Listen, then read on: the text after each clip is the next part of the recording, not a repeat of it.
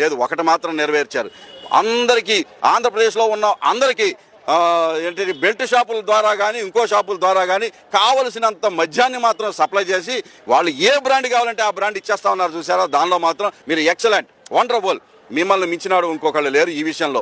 ఇంతే తప్ప ఒక్కటి కూడా మీ ఉద్యోగస్తులను అడుగుతారా, విద్యార్థులను అడుగుతారా, మహిళలను అడుగుతారా, ఆటో వర్కర్లను అడుగుతారా, వ్యాపారులను అడుగుతారా?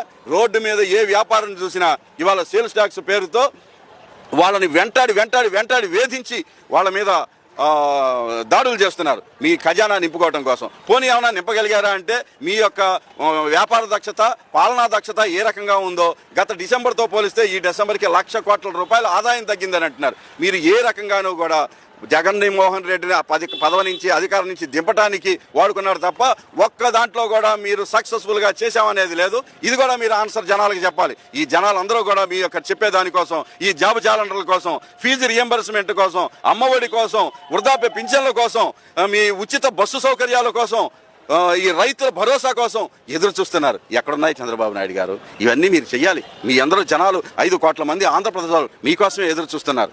కళ్ళు కాజులు కాచిపోతున్నాయి.